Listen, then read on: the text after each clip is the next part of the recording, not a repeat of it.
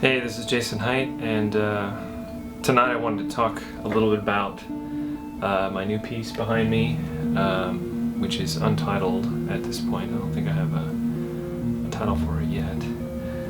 It means a lot of different things to me, though. The inspiration for the piece started out with a surrealist painter who I deeply admire called, his last name is Beksinski. I think I would murder his first name, so I'm not going to say it. It starts with a Z, but I know most people out there will know what I'm talking about. So my first sculpt for this piece was this one's been molded, so it's a little messed up, but this was this little building here. So this is my little building. So this is kind of what started it. I thought, wow, it'd be really fun to do kind of like a city of the dead, so to speak. So once I did this, I started experimenting with other shapes, and the way I got that shape was very simple.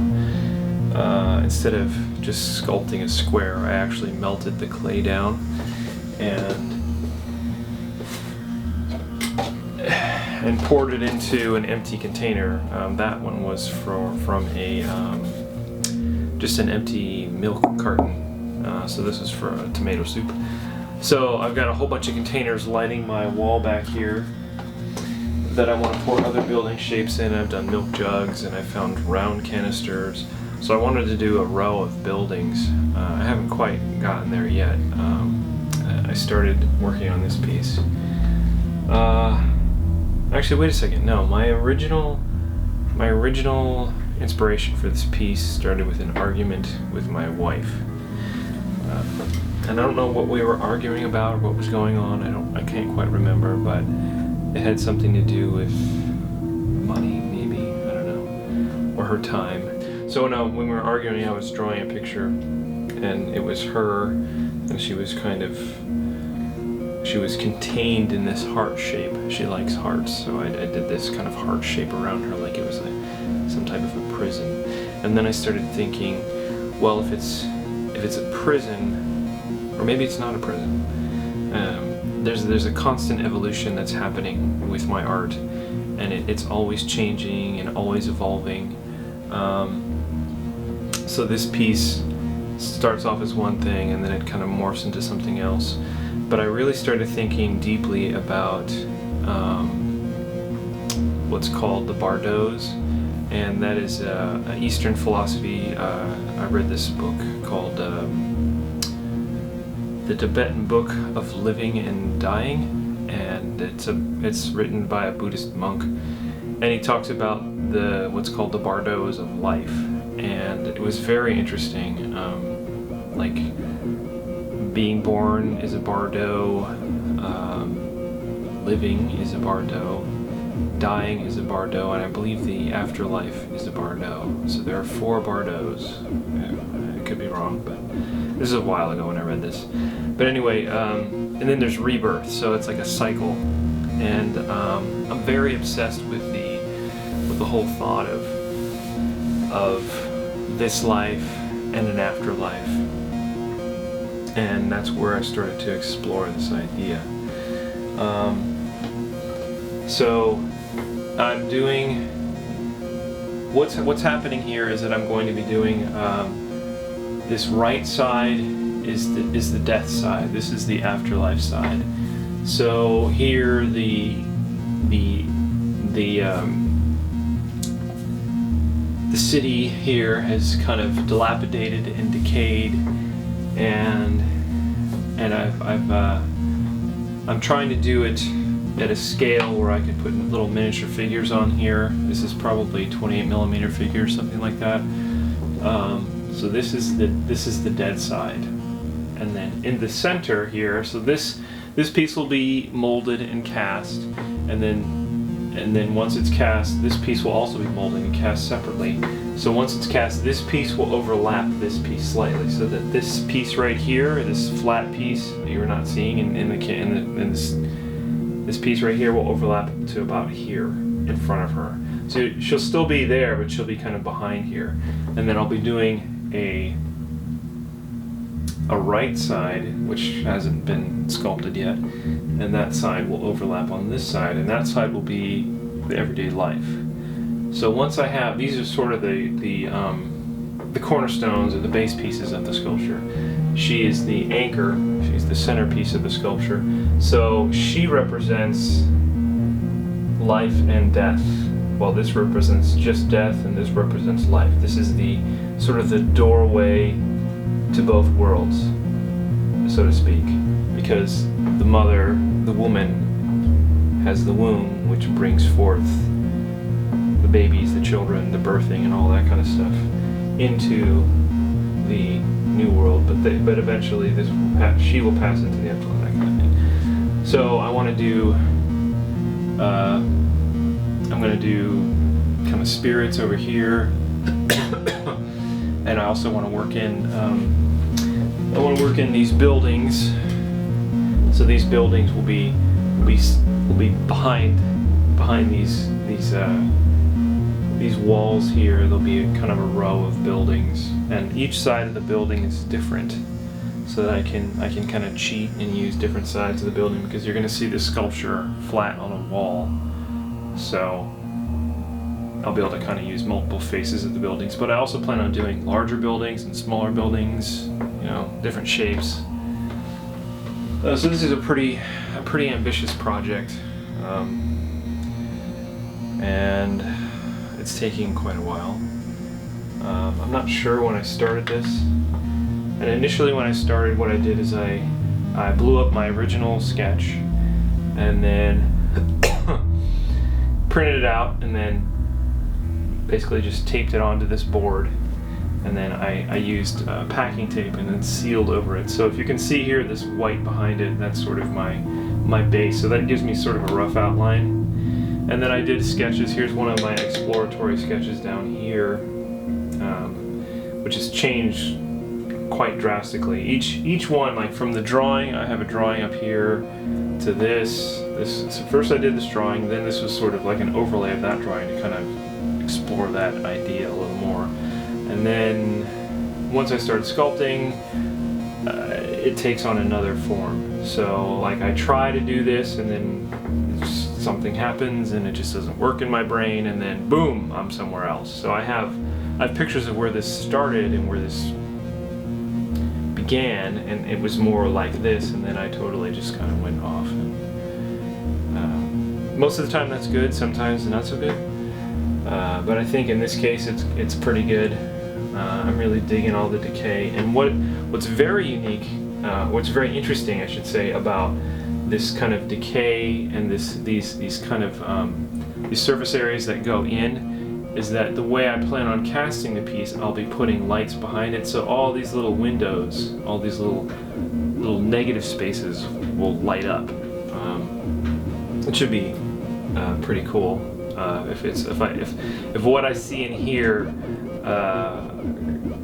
I can get out to here, I think it'll be a pretty amazing piece when it's all said and done. This is also I plan on doing a few different versions of this once it's completed, because I'm going to take quite a while to finish it. So it's not just going to be one sculpture. It's going to be probably a few. But one of these I eventually want to do in bronze, or yeah, probably bronze. Something that's going to last a very, very long time, and I want to use it also as my tombstone. Not many people think about life or death in that sense, and I've always thought, you know, I'm a sculptor, and that's what I love to do, and I should sculpt my own tombstone, because that's just fucking cool. I don't know why that's cool, but it's a solid concrete reminder to me that my time on this plane of existence here on Earth is limited and finite. And a lot of times I think we tend to forget that we're just mortals, and that we're all gonna die. And I don't know, for some reason just sculpting my own tombstone just really jives with me. So I'm not exactly sure where I'm going to put the words, you know, or anything yet, but this is going to be sort of the whole crux of the tombstone is life, death, and the gateway in between both. So this is sort of an in-process video I want to do, and I want to show kind of how I'm doing this, and where I'm at now is sort of a weird phase where I've done all the general shapes here, and I've started to carve out windows, but I'm still putting detail in. So down here we're going to focus a little bit here on this hip here, and I'm going to explain the process a little more. So this is my clay crock pot. So I just keep a crock pot full of clay. I have it on almost all the time. I usually just keep it. There's 3 settings on this thing. There's warm, low, and high. And I usually just keep it on warm, because if you turn it on low, if I'm in a hurry, I'll turn it on low. If I'm in a real hurry, I'll turn it on high, but I never usually have it on high because it just boils. But anyway, so this is my Monster Maker's clay in a pot, and it's already pretty melted. The only problem with this thing is that it tends to melt the outer sides, and then the center isn't melted. So I'm usually always kind of messing with it here and stirring it, and this is just some paint sticks, you know, stuck together. So pretty high-tech stuff here. This is my mud bath. So this is where I pull all my clay from. I try not to get the liquid clay. Sometimes I do use liquid clay, and I can show some techniques for what I use that for, but most of the time I just use the kind of this center stuff. Well, this is pretty melted here, but I'll usually dig in the middle of this with a tool, and I'll get some harder stuff and work with that. But I usually always like my clay hot when I'm working with it, especially when I'm blocking out a sculpture. I like warm clay. It's just much easier to work with. So there's my little clay pot. Okay, so this is a little corner of my sculpting desk here, and this is these little things I'm making. I call them worms. So I'm making these little worms out of clay, and I'm just going to show you really quickly how I make them. They're very thin 1/16 inch strips of wormy thingies. So I've probably made hundreds of these things by now, but I'll show you my process. So I'm going to get it's just a little piece of clay that I've just kind of done this with, and then I put it down here, and I just start rolling it, and I put pressure on this index finger here, and that's sort of, so I'm not just doing it flat, I do it with one finger, while the rest of my hands just hold the worm down. And see, when it starts wagging like that, that's not good. And this is Monster Maker's clay, so this is an oil-based clay. And then I just keep doing this back and forth until it gets longer and longer and longer and thinner and thinner and thinner. And I try to keep it the same consistency the whole way through. And sometimes you'll get lumps in some areas, and you just kind of go back through. And I see it's thinner here and it's thicker up here, so I'm going to work this side a little bit. Another thing you can do is do the spread, where I'm doing it that way and it kind of spreads it up. And now I've got a really thin spot right there, so I got to fix that. And if you go too hard, it'll start to chop back and forth, so I'm trying to go kind of slow and even.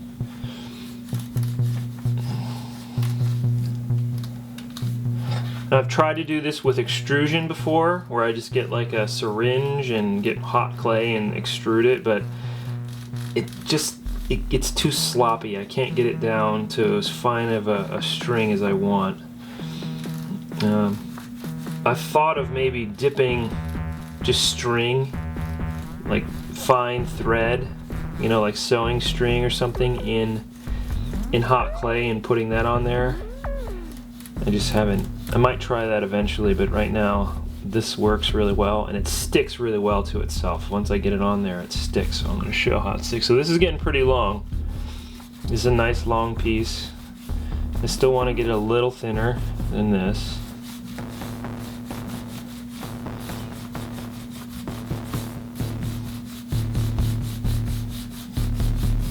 So still, I'm using my index finger more than any of the other ones. The other ones are more just balancing, where I'm pressing with my index, and the other fingers, the middle finger and the ring finger, I'm not even using my pinky. The other finger they're just keeping it down. I'm not putting any pressure on it. Only the index finger puts pressure. Because if you do all three putting pressure, it does that. See? See what it did? As soon as I put all three, it's too much pressure and it just... Yeah, see, now it's out of whack. I'm gonna get it back. So there's an art to making snakes or worms or whatever you want to call these things. Alright, so it's not perfect, and I don't need them this long necessarily. At this point, sometimes what I'll do is I'll break it, and I can do both hands. I'll just do it with this this index finger. Same method. So sometimes I'll just sit and I'll watch a movie or I'll watch TV and just make worms. I'll just make a ton of worms and then I'll move on to the next.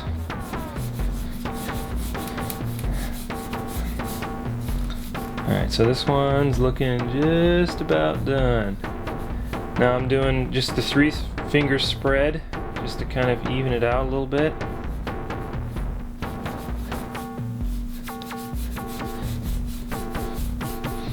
And then I'm gonna show you how I apply this.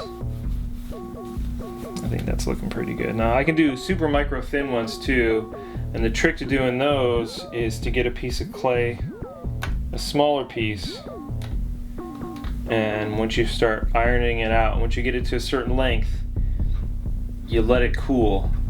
You let it cool down, because when it gets hot, it starts to lose its shape.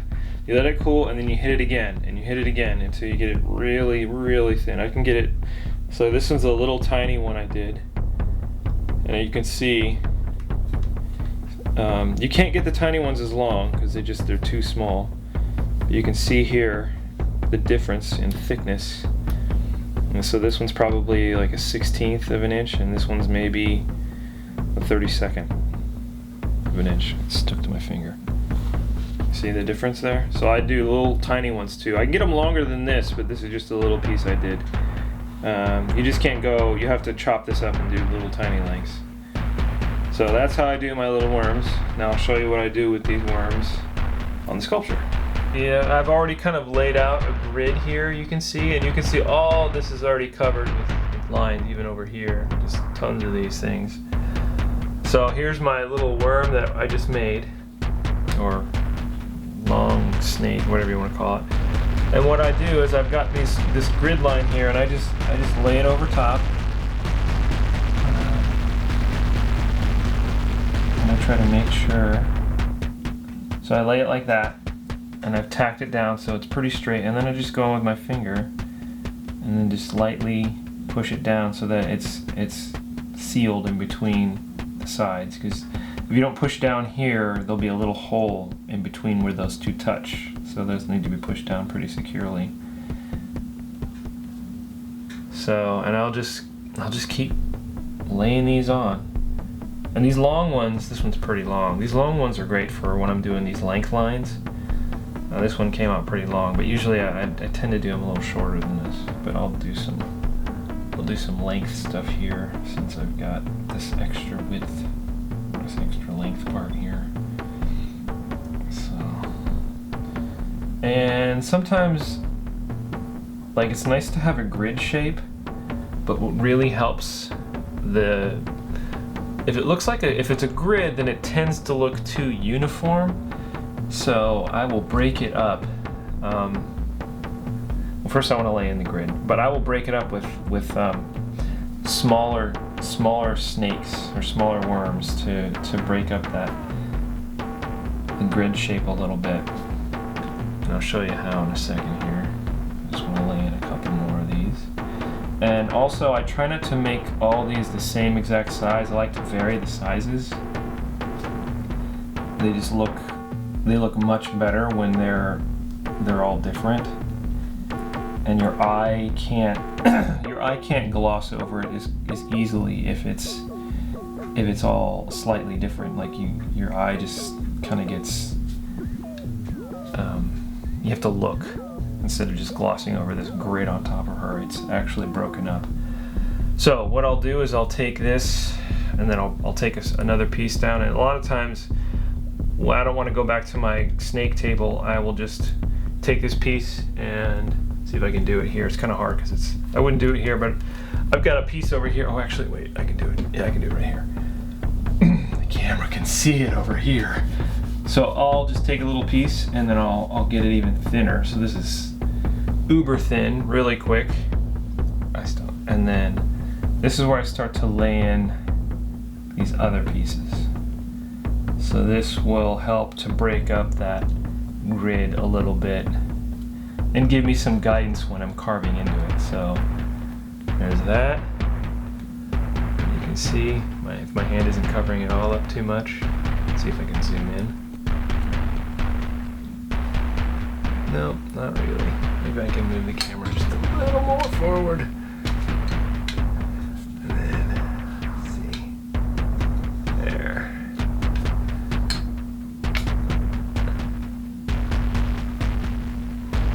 Alright, let's do a couple more of those. So I'll get another little tiny piece. I'm just going to take it over here. And later, the floor below me is just full of clay. So if you do a lot of sculpting, especially if you do it indoors, I highly suggest that you put some kind of mat below where you're sculpting. The entire room I am sitting in has a vinyl mat on the floor because I just destroy the floors. It's just, there's no, I mean, if anybody were to walk into this room and see, now I'm just gonna lay and see my floor the way it is, they would just like, and if like because I'm just renting, so the owners of this house, if they saw the floor and I didn't put any mats down, boy, they would have to get probably new floors because there's paint and clay and plaster, and I am not a clean, neat person at all. I wish I was, but yeah. See, here's another piece. I was just gonna lay it in, but it's too thick, so I'm gonna break this off. Take it over here, and roll it out. So this clay is already pretty warm because it's been in my hands. So it's easy to roll, but you have to be really delicate with it because it'll break. Or it'll just be all bent out of shape, and it starts to get inconsistent. So this is definitely not a perfect science, but whatever, it's a worm. Okay, so here we go. Laying in another piece. Oh, it broke. Let's just break that off there. Let's do another one up here. Break up that grid. And it's looking pretty cool. So it's a little hard to see what's going on. Still not super happy with the shot. I'm gonna move some lights, see if we can get in a little tighter. There, that's a little better. That's a little better. Alright, so I've got a couple more snakes over here I'm gonna grab that I've already pre-made and just finish this little section here so you guys can see how I kind of lay out my little grids. And I'm gonna block my light. Let's come in on this side. There we go. No, I'm not blocking the light. So I'm gonna lay a little more up here. And another way to kind of break up the monotony is to take one of these straight pieces, and I'm just gonna pick a point up here, start it straight at the top, and then I'm just gonna slowly curve it. And that really, well, that didn't work. Well, we'll just do that. But what I was trying to say is that you pick a point and you lay it in, and then you curve it, and you know what, I'll just continue it here. And you do like a dramatic kind of arc. An arc that sort of lays in, and then you have it go into here, and then lay another line down there. And then I'll just bring it up on the hand right here. And then I've got this sort of interesting arc here that continues all the way up. So I'm gonna do, and you've noticed here I've added another layer, and I've got clay that's sort of overlap. This looks kind of messy in through here, if you can see that. That doesn't matter, because what I'm gonna do later, I'm gonna carve a lot of this out, and I like this sort of, I want this to look like she's a building that has been lived in for centuries and is falling apart, and they've repaired her, and it's fallen apart, and they've repaired her, and it's fallen apart. And so she's many layers of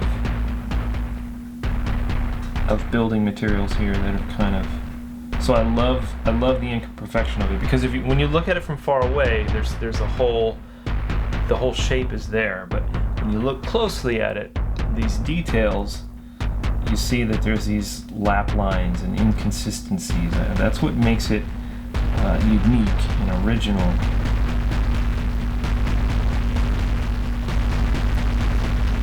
So, and sometimes I'll leave bigger, see if you can see down here, there's sort of a bigger space here. I'll leave a bigger space to carve like a big doorway there. I'm trying to find spaces on her to put doorways. So I'm really starting to like this now that I've added a lot more interest. There's a part down here that's very unfinished that I'm gonna mess with a little bit.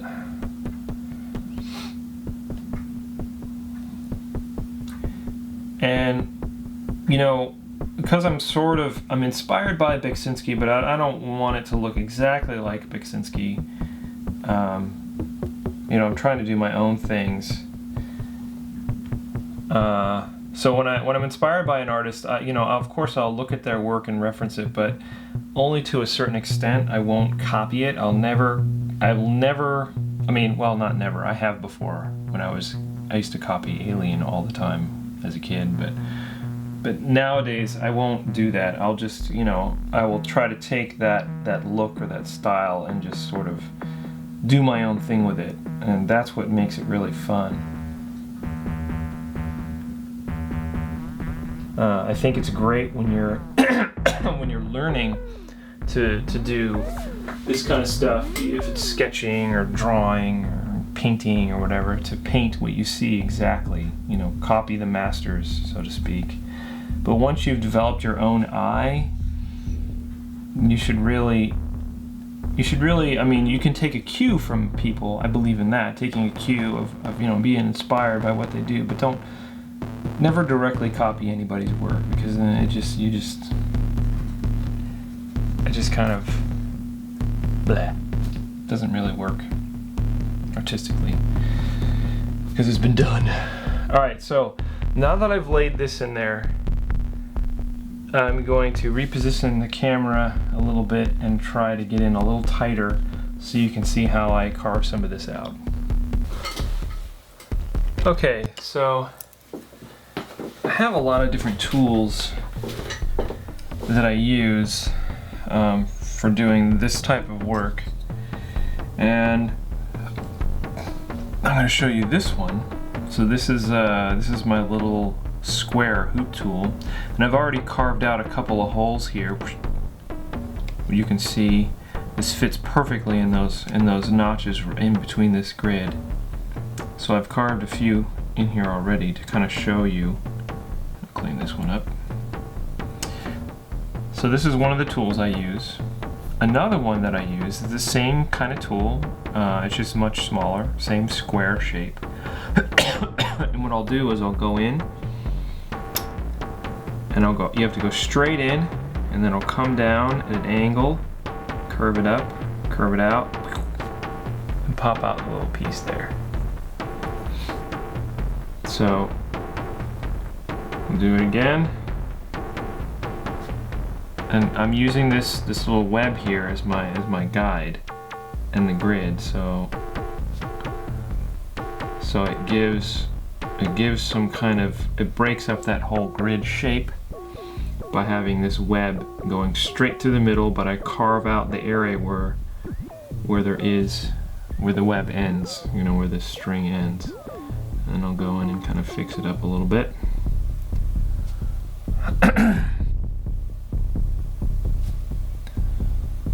And found a spot here where I think this fits pretty good. I'm gonna go straight in, move it down, and come straight out. That's how I do that one. And then there's another thing you can do, which I call like a secondary dig, which is where you have this piece and this piece, they're both adjacent to each other. So what I'll do is I'll carve in another area even deeper on this side. Hopefully we're getting that and you're not just seeing my hand. So let's see if I can go like this. So I'm carving that in, and then I'm going to go on this side here on the corner of that and carve that in, so it gives the illusion that you've got some depth going on in there, some more stuff going on, and then you can keep doing that same type of thing all the way down, or however you want to do it. So I'm going to go here, in, but I still want to keep that little line there.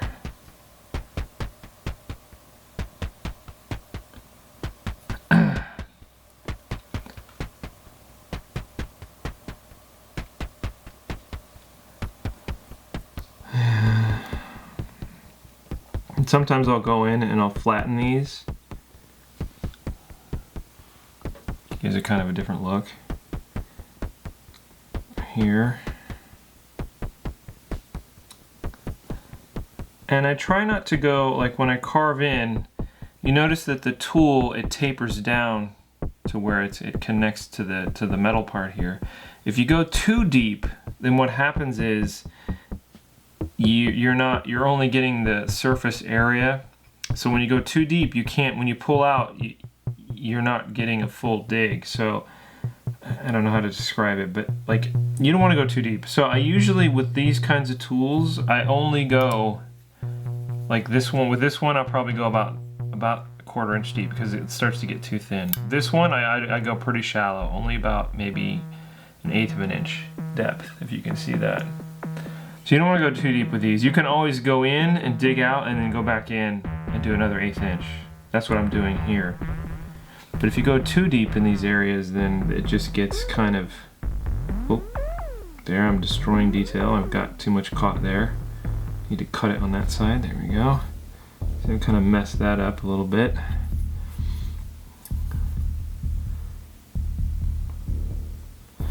And then what's convenient is the other side of this tool here, there's a little hoop. So sometimes I'll use this and go in a little deeper, or carve out other areas. So here I can go in, do the multi-layer thing. Perfect right here. Do there. And I tend to choke up almost like a pencil with these. And again, I use my index finger as the guiding point, and these other fingers as stabilizers. I never really realized that until now, but that's basically what I do. Same thing as with rolling the worms. The index finger is the one that does most of the work, and the other fingers are stabilizers. And when I pull out little chunks, I save them in my hand, because otherwise they'll end up on the floor. So I just kind of keep, and then I'll use these and roll more worms. So it's all recycled. So I'll just keep doing this for a while. Do the other side. I'm trying to hold my tool a little further away on purpose so you can see, because otherwise you'll just see these big hairy knuckles working. So hopefully you're getting a better shot of what I'm doing.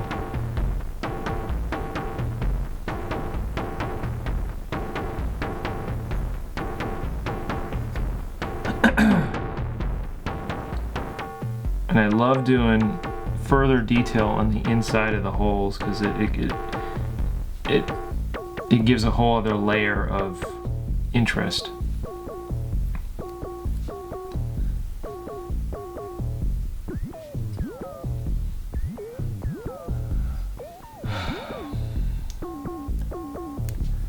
So I've noticed with a lot of Beksinski paintings where he'll have this really crazy intricate detail on top of, like, say, a building structure, and then as he comes down, the detail sort of fades and you just sort of get, you know, very little detail, which I like, because it pulls your eye up, but there's still interest down there, because the base of it will have not as much detail, but your eye will identify as being the base of the structure quicker, and then as you creep up the structure, like say it's a building, you'll see less going on. I'm sorry, you'll see more detail and less structure happening. So the base at the bottom tells your eye that that's the structure, and as you go up, the structure is sort of, that's where it gets sort of surreal and weird.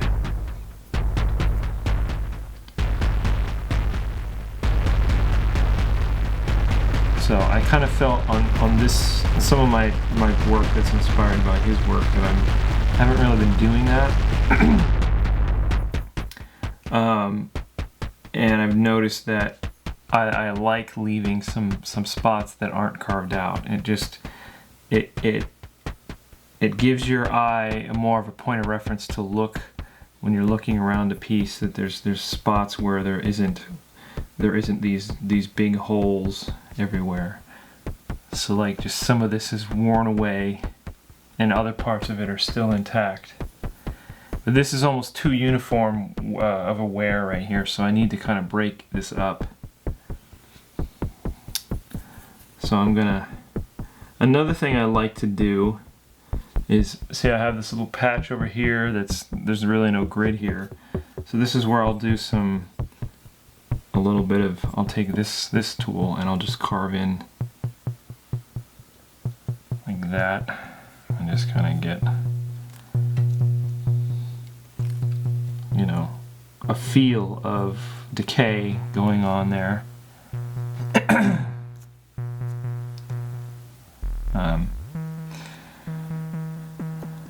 I use the word decay a lot because I think there's a beauty in dilapidation, and beauty in structures that are unfinished or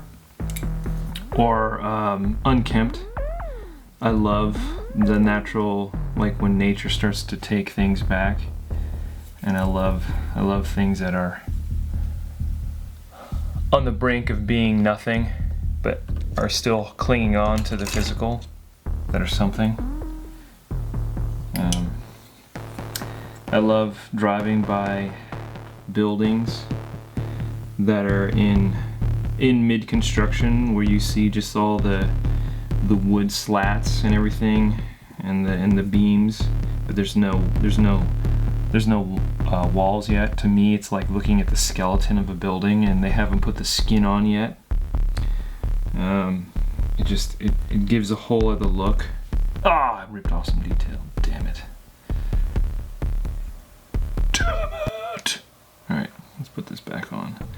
and let's mess it up a little bit.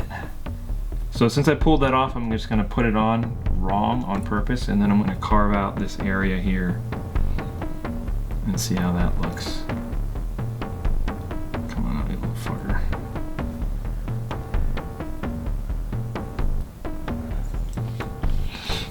Alright, and let's go over here and carve that. That looks cool. And sometimes when I got a square, one thing you can also do, you see I have this square, I could get this tool here and do the whole square, but I'm going to use this tool instead, and I'll do one little pass,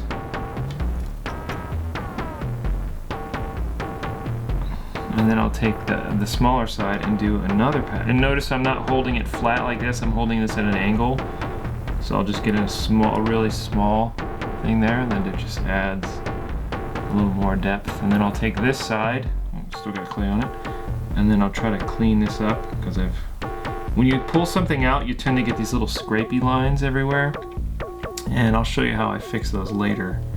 But you can see there's a lot of little extra edges here, which sometimes I actually like. So this is one of the things I love about sculpting like this, is once you get to this stage, you know, this is really where you're discovering something new about the sculpture, because you're telling a story, or at least that's how I feel. Whenever I'm working on a sculpture, I'm telling a story, you know, and I'm trying to convey that this particular structure here, it had a history, and it had occupants, it's been rebuilt, it's been weathered, it's been forgotten about, neglected, but it's also been loved. So the balance I'm trying to find in this is I want it to have this decayed look, but I want to convey her beauty, and that's where I'm going to leave a lot of these squares, not all of them, but some of them, you know, some of them will be not destroyed. So I still want to have that shape there, but I don't want her to be totally naked, even though she is. And I love where I got the idea for doing a woman that's a building was one night I went out with my friend. His name was Scott, and he and I went out to an art gallery opening, and here in San Diego where I live, and it was at I can't remember the name of the gallery. Well, that's not that important. But I found this this artist who I really liked, who is deceased now, and his name was Roger Penny. Was it Roger Penny? I think it was, yeah, Roger Penny. And he liked to do these really cool paintings of women that are buildings in different, you know, different types of, like, architecture and sexy chicks that are buildings. I thought it was genius. It was really cool. So this is not my original idea. I'm just merging something. I'm merging Beksinski and Roger Penny, and I'm having a lot of fun.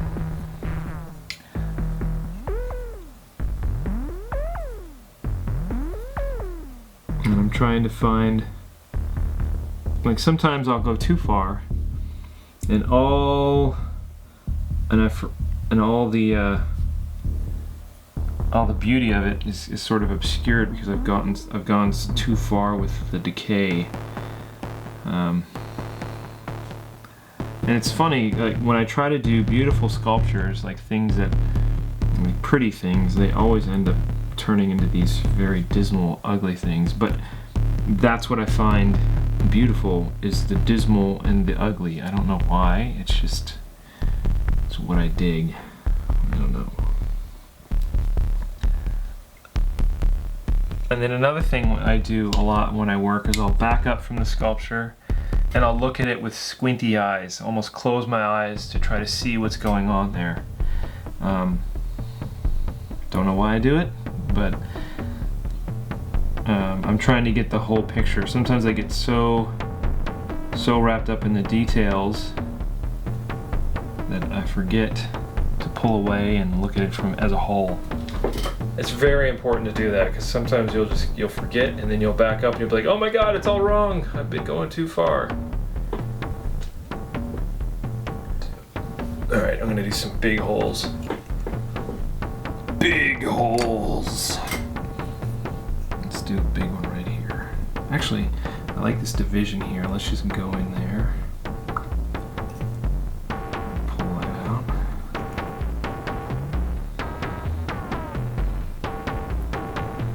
Pretty cool.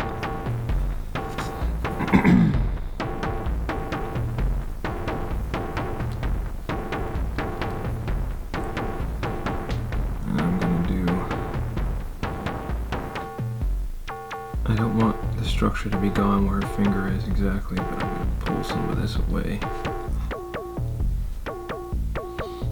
Here too.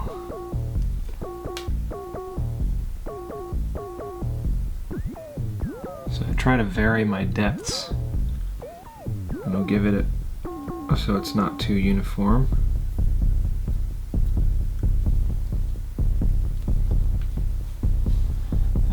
This is what happens, like I'll be working and my hand will slowly fill up with tools and clay. I'll like start with one and then I'll get another one and then this hand will just get like burdened and then I start dropping shit.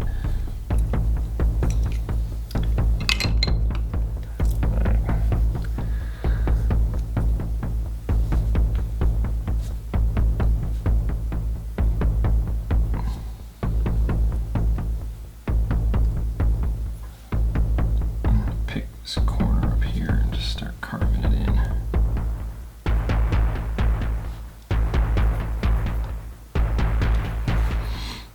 I'm just going to follow this little lap line here and just keep that inconsistency of clay going on there where I added some. A friend of mine saw this and her name is Jessica, and she was telling me how the hips were all wrong. I think she was right, so I had to add a bunch of material right here on both sides because her hips were like man hips. Depending on what your gender is, because I'm a man, if you're a man, then you or a woman, it doesn't matter. You just tend to put a little bit of your own self into whatever you're making, whether it's a drawing or a sculpture or painting or whatever. There's a little, I think with everybody, there's a little piece of them in there, and I don't sculpt a lot of women, so her hips were very male-like. I mean, I do a lot of faces, and I do a lot of chest, but I don't do a lot of hips and legs and arms and feet and hands and all that, so it's always a little challenging. So you have to make sure when you're doing that kind of stuff, you have lots of reference. My wife was kind enough to pose for me a couple times, which I'm very grateful and honored that she would come in and do that for me. So that's looking pretty good. And down here I'm just going to start to kind of fade it out and not do complete carve outs, but just a little. Well, I'll do some big ones, but I'm going to also keep it sort of vague down here. I just don't want to lose the total shape.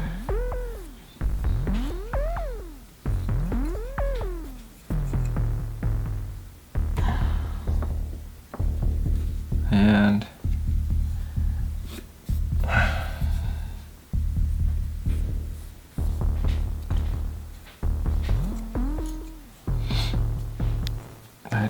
I think I will go in though and pull out some of these areas by the fingers as soon as I find, oh, I dropped it. Another tool I like to use that I just found on the floor is this little tiny hoop. This is great for really getting in there and pulling out detail.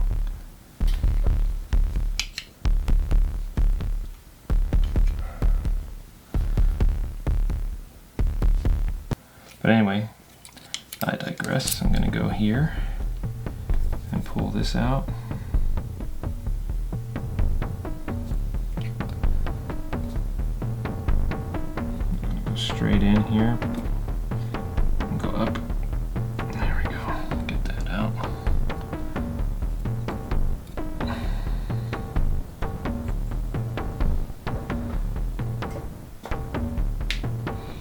And a lot of times I notice that when I don't want to sculpt, I'll just turn on the TV and I'll try to sculpt, but it's really not a good way to do it. So I'm trying very hard not to watch television and sculpt because I just get shitty results.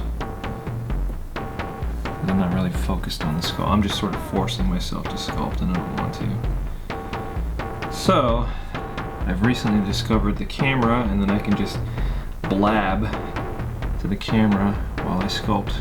And I'm liking the results much better because I focus on what the hell I'm doing.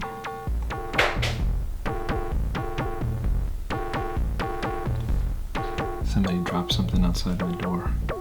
It's probably my wife.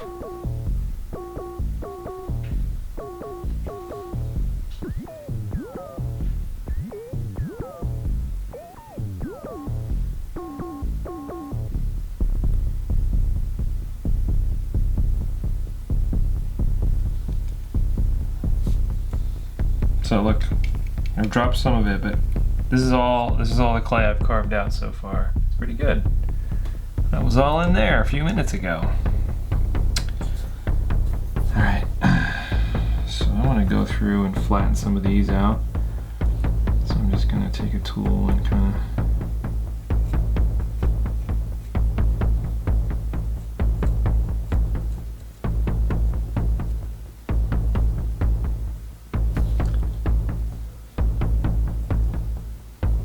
so I'm liking this. This is alright. This is looking good.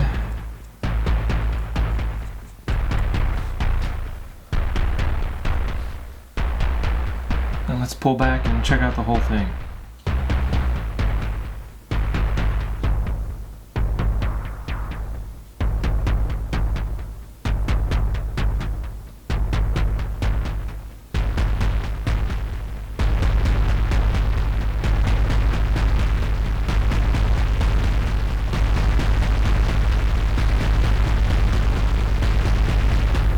So I'm going to focus most of the decay down toward the waist area, the legs, the hips, and then it's going to fade as we go up.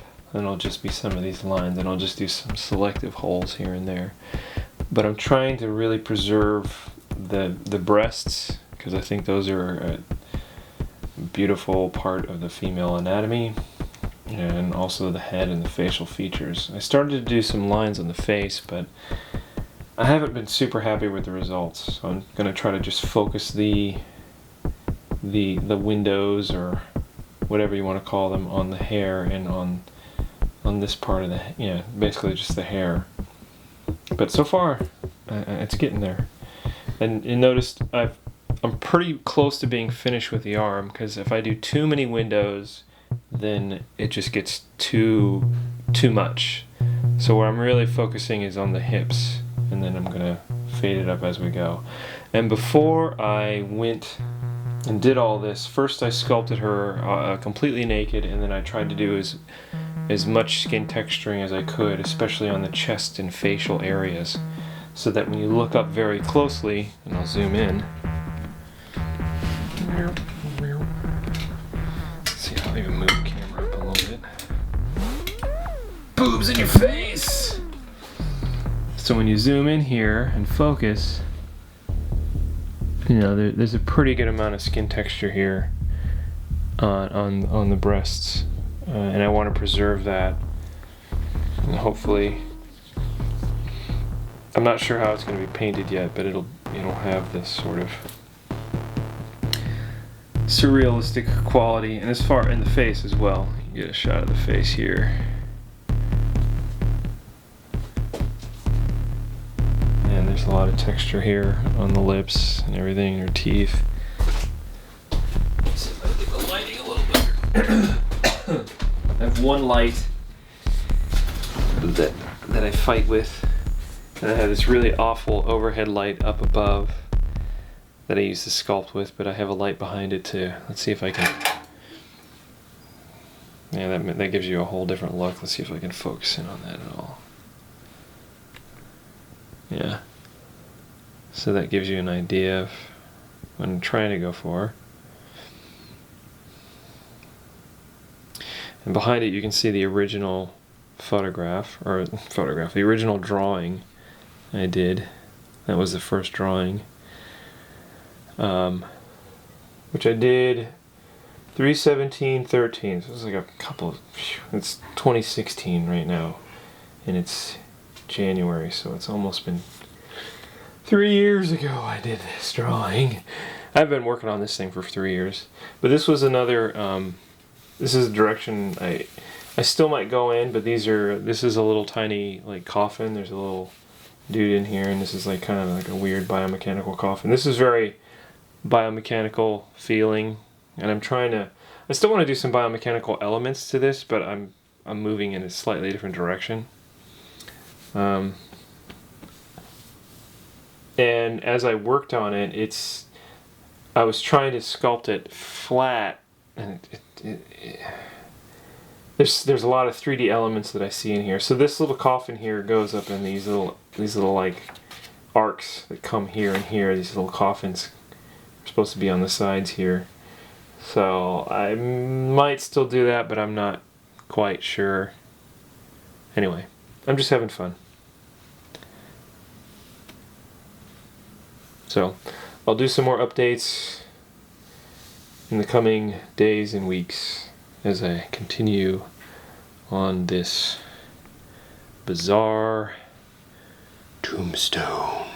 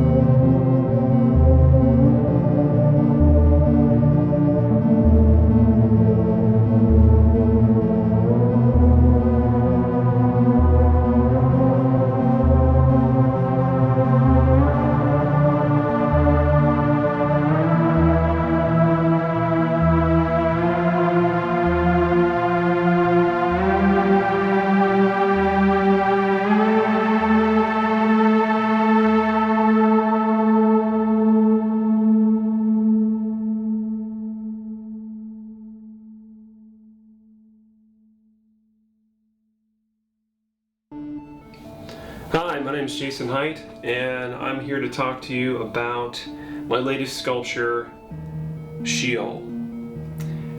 This is the 11th light sculpture that I've built, and my first one was built I built it in 2009.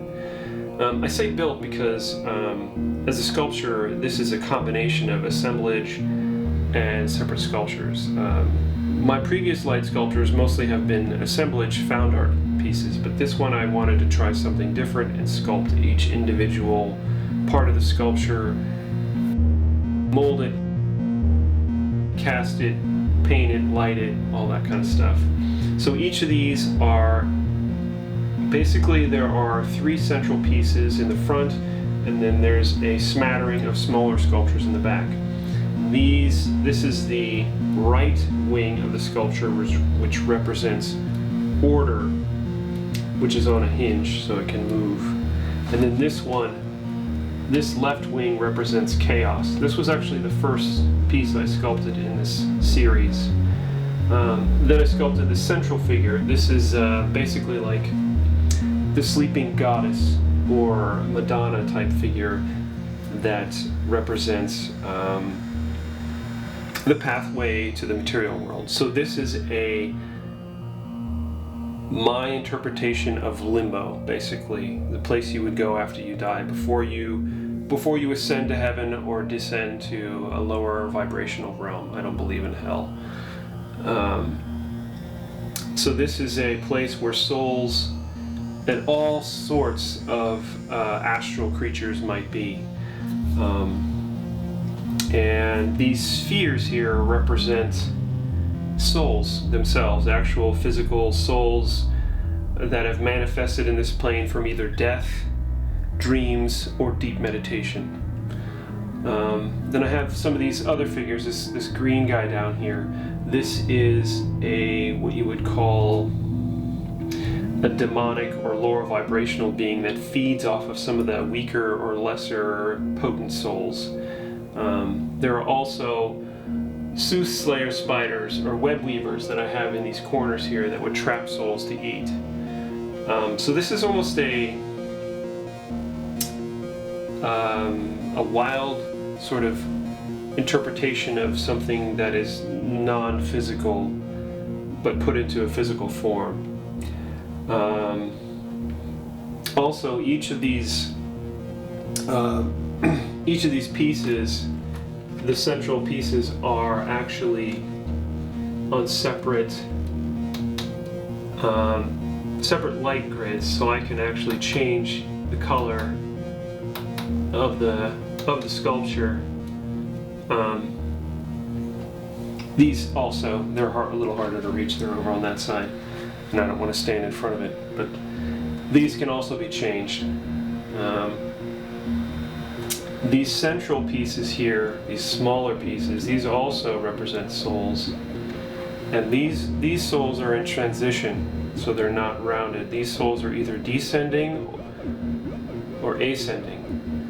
So they're either ascending to a higher vibrational existence or descending to a lower vibrational existence. And a lot of this all came from stuff that I'd read in the Tibetan Book of the Dead, stuff that I'd learned in just training my body using Qigong, stuff that I've learned doing magic with a K, doing things like the middle pillar or the banishing ritual or other breathing exercises. There is absolutely a world beyond this material plane. This plane that we all live and breathe on, this is a temporary existence that we live, that our immortal souls that are behind and sheathed in this flesh will basically shed. And we are here on the material plane for a very short time compared to what our actual endless, non-destroyable souls are. And I wanted to do something that represented that. We don't think about death in the way that we should in the Western cultures. We don't prepare for death in the way that we should.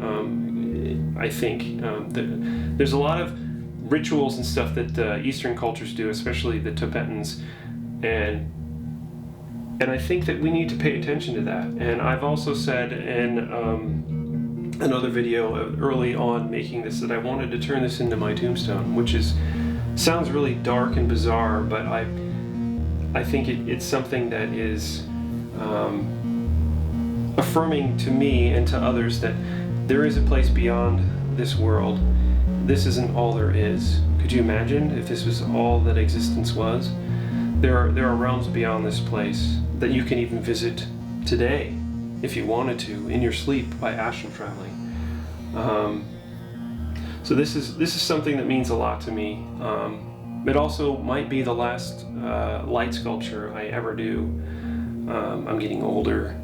I want to do more simpler pieces. This one took a long time to make and was difficult. At one point, when I started this sculpture, I lived in San Diego, California with my wife and two sons. And when I finished this sculpture, I'm now living in Lakewood, Ohio. And this right piece here, this piece wasn't molded. It was about finished, not quite, when we bought a house here, and then I basically had 30 days to finish it, mold it, and I didn't even cast it. I just finished it and molded it, and then we had to pack up and leave. And the first time I tried to pour the silicone, it set up on me before I could get it in there, so I had to buy more silicone and try it again. But it was all worth it in the end, and I'm really happy with how it came out. And I sat on this for like 5 months because when it was finished, I didn't know what to do because COVID and the pandemic hit, and everything kind of went nuts, and everything's still crazy, but life has to go on, and life will go on. And I need to share what I'm doing before I'm dead. That's kind of a bummer downer.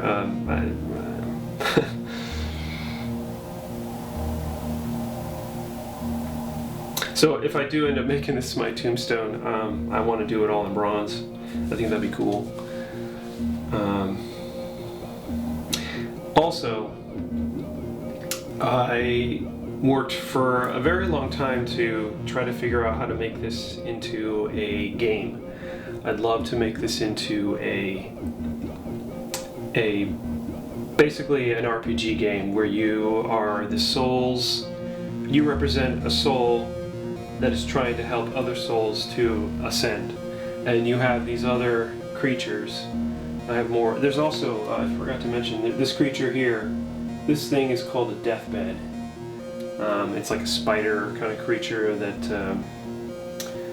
that sneaks up on souls and swallows them and that kind of thing. Yeah, weird, creepy stuff. But anyway, I conceived of this whole game idea with this that I would someday like to make. And I did actually do quite a bit of work on that, which is probably what slowed me down finishing this.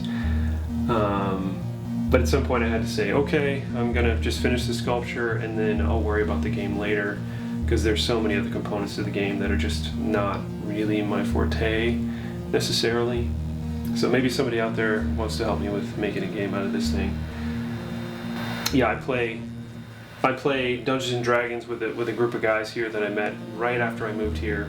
Hooked up with some guys, and I play every week, and it's really great to basically it's an escape from this world in a way that you can't escape in television or video games, because you're face to face with other people creating this world together simultaneously.